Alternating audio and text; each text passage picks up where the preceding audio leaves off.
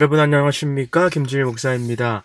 사도행전은 성령행전이라고 불리울 만큼 강력하게 성령께서 역사하셨던 모습을 우리가 많이 봅니다.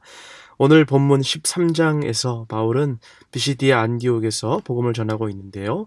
바울이 복음을 전할 때 크게 두 가지의 특징이 있겠다라고 할 수 있습니다. 첫 번째 원칙은 큰 도시나 수도에 가서 복음을 전하는 것입니다. 그래서 바울과 바나바의 여행을 살펴보면 버가를 통과해서 소아시아 지방의 큰 도시, 오늘 본문은 비시디아 안디옥으로 가죠.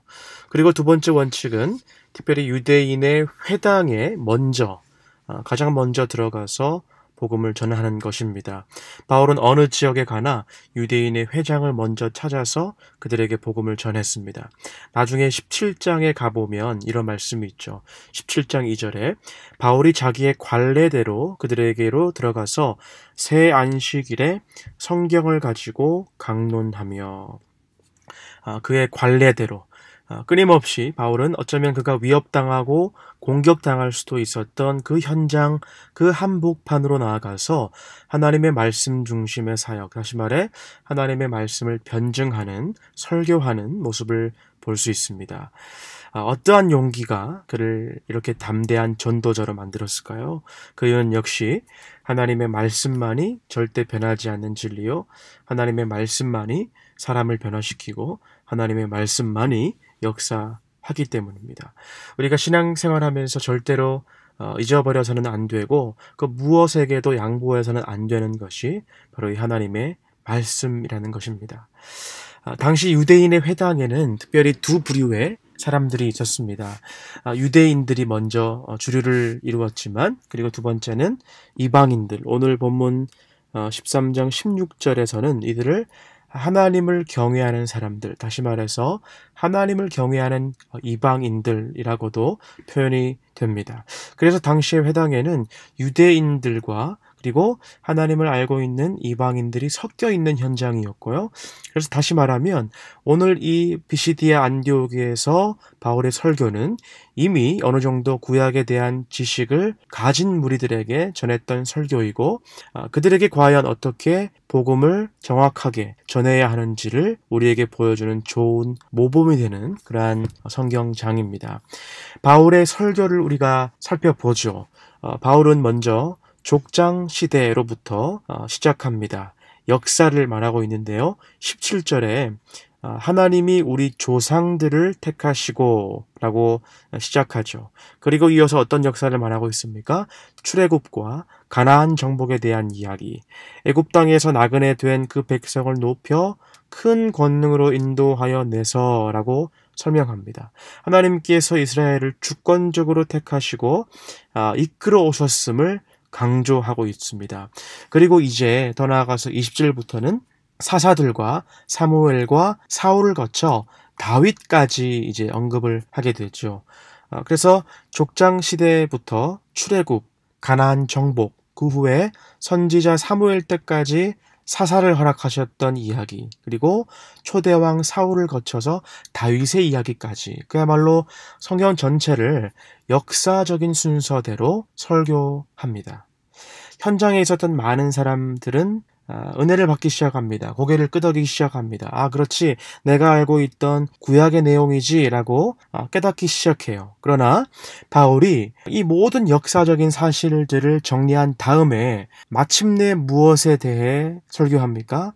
모든 역사의 클라이맥스, 인류 역사의 가장 큰 사건인 예수 그리스도의 나심과 그분의 죽으심에 대해 이야기합니다. 자, 그런데 만약 여기까지 하고 바울이 설교를 마쳤다면 바울의 설교는 어쩌면 예수가 구약 성경에 예언된 사람이었구나, 그 정도 즈음만을 증명한 것으로 그치게 됩니다. 그런데 더 중요한 사실은 무엇입니까? 얼마 전에 그 팔레스타인 땅에서 죽었다가 부활한 그 예수라는 사람이 지금 이 설교를 듣고 있는 비시디아 안디옥의 한 회당에서 바울의 설교를 듣는 무리들과 이 예수가 무슨 상관이 있느냐는 질문이죠. 여러분, 이 사실은 우리에게도 또한 중요한 것이죠. 2000년 전에 십자가에서 죽음을 당했던 그 예수라는 사람이 나와 무슨 상관이 있느냐? 직접적으로 그 사람의 죽음과 부활이 우리의 인생과 어떠한 연관이 있느냐? 라는 것입니다. 당시 예수님뿐만 아니라 많은 사람들이 십자가 처형, 십자가에 달려 죽었죠. 왜 하필이면 그런데 예수라는 사람의 죽음이 더 특별하게 중요한 의미를 가지는가?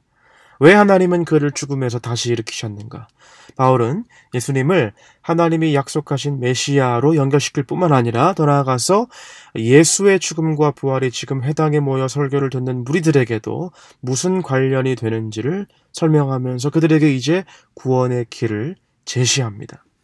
여러분, 오늘 회당에 모여있는 사람들과 같이 교회의 문화에서 자라왔고 어느 정도의 성경 지식은 있지만 그러나 복음의 핵심을 아직 깨닫지 못한 사람들에게 들려주는 메시지가 무언가 하면요, 그것은 바로 사람이 어찌할 수 없는 죄의 문제였습니다. 38절과 39절을 보십시오. 그러므로 형제들아 너희가 알 것은 이 사람을 힘입어 죄사함을 너희에게 전하는 이것이며 또 모세의 율법으로 너희가 의롭다 하심을 얻지 못하던 모든 일에도 이 사람을 힘입어 믿는 자마다 의롭다 하심을 얻는 이것이다 라고 말하면서 너희에게 전하는 것이 바로 죄사함이다라는 것이에요. 그럼 죄가 무엇입니까? 하나님과의 올바른 관계를 갖지 못한 데서 비롯되어서 결국 죄의 삭은 사막이기에 죄를 지음으로 인해서 우리가 죽게 됩니다. 그런데 인간은 이 죄의 문제를 도저히 우리 스스로 해결할 수 없다는 것이 문제인데, 지금까지 바울이 설명한 이 예수라는 분이, 이 분이 바로 이 죄를 해결할 수 있다는 것이죠. 그래서 그 분을 지금 믿으라는 것입니다. 39절에 그래서 모세의 율법으로 아무도 의롭다 하심을 얻지 못했지만 뭐라고 합니까? 이 사람 곧 예수를 힘입어 믿는 자마다 의롭다 하심을 얻는 이것이라.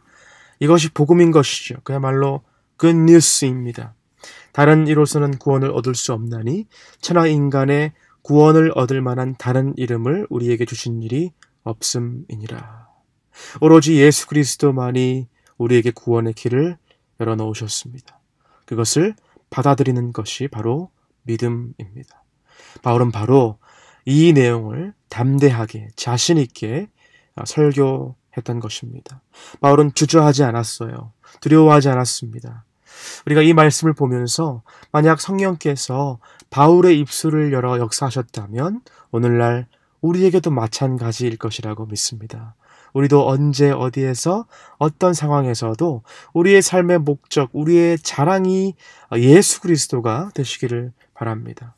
바울의 설교, 그의 설교의 시작부터 이야기한 모든 역사적인 사실, 족장 시대에서부터 다윗에 이르기까지 이러한 모든 역사의 사실들의 모자이크, 설교의 조각 하나하나가 예수님에게 초점이 모아지고 예수님으로 인해서 해답이 지어졌고 예수님으로 그의 설교가 마무리됩니다. Christ-centered preaching, 예수님 중심의 설교. 우리는 오늘 본문을 통해서 사도행전의 엄청난 역사가 일어났던 현장을 봅니다. 바울의 설교, 그리고 베드로의 설교도 마찬가지였죠. 그 내용을 보면 실은 다른 사변적인 내용이 아닌 것을 알 수 있습니다. 사람을 변화시키고 주님께로 돌이키게 하는 방법은 여러분 보다 근본적이고 원론적인 방법에 있었음을 알 수 있습니다. 바로 예수 그리스도, 내가 죄인이라는 것과 나는 죄의 문제를 해결할 수 없고 예수님만이 부활하심으로 이 모든 죄의 문제를 해결하셨으며 그분을 믿는 것이 살 길이다라는 메시지입니다. 자, 다시 오늘 본문의 정황으로 다시 한번 돌아가 보죠. 지금 바울은 유대인의 회당 한가운데 서 있습니다. 사실 따지고 보면 성경에서 바울에 대해서 설명하길 바울은 이방인의 사도라고 하죠. 결국 이방인들을 위한 사도로 부름받은 바울이었지만 그러나 바울은 꼭 회당을 찾아갔습니다. 유대인들에게 찾아가서 아직 예수를 그리스도라 믿지 못하는 유대인들에 대한 안타까움이 있었어요. 왜냐하면 그 유대인들의 모습이 과거 자신의 옛 모습과 다르지 않았기 때문입니다. 그들의 심정을 누구보다 잘 아는 바울이었기에, 뿐만 아니라 누구보다 유대인들이 자라온 배경을 잘 아는 바울이었기에 바울의 전략은 뭐였습니까? 아까 말씀드린 것처럼 정면 승부였어요. 복음으로, 말씀으로 정면 승부합니다. 절대 진리인 성경과 성령님의 조명하심이 없이는 왜냐하면 절대로 이 유대인들이 깨닫지도 못하고 변하지 않을 것이라는 것을 알았기 때문입니다. 그래서 바울의 전략은 분명히 성경이었고요, 복음이었습니다. 이후에 많은 유대인들과 하나님을 경외하는 이방인들이 복음에 반응을 하기 시작하죠. 그들이 회당에서 나올 때에 다음 안식일에도 이러한 놀라운 말씀을 해달라고 요청합니다. 그들은 사도들과 더불어 더 이야기를 나누면서 구원의 진리에 대해서 궁금한 부분들을 질문하고 설명을 듣기 원하며 탐구하기 시작했습니다. 여러분, 우리가 전도하는 것, 복음을 나눈다는 것, 요즘 여러 방법들이 있기도 하고 또 우리가 때로는 어떻게 해야 하는지 모를 때가 있을 것입니다. 사도 바울과 바나바도 그들이 전도하는 과정에서 많은 어려움이 있었습니다. 그러나 분명한 것은 오늘 말씀이 증거하는 것처럼 방법이 중요하기보다 오늘 성령께서 주셨던 회당에서의 담대함, 그리고 영혼 구령을 향한 열정, 무엇보다 무엇입니까? 복음의 정수, 그 핵심을 설명했던 것이 하나님께서 오늘 본문을 통하여 우리에게 주시는 전도 방법인 줄 믿습니다. 요즘 기도하고 계신 이웃들, 또 가족들, 친구분들, 친지분들 계십니까?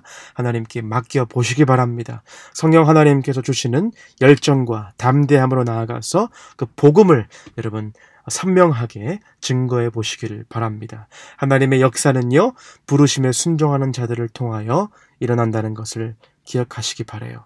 우리의 사역에 또한 하나님께서 사람들을 붙여주시기를 기도하시기 바랍니다. 바울에게 바나바가 있었던 것처럼 여러분의 동역자, 셀리더, 셀원들에게 우리의 전도 대상자를 놓고 함께 기도해 보시기를 바랍니다.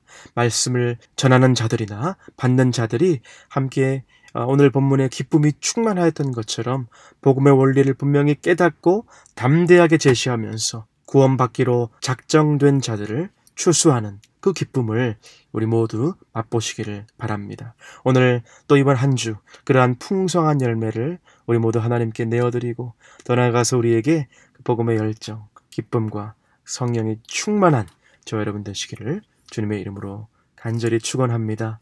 기도하시겠습니다.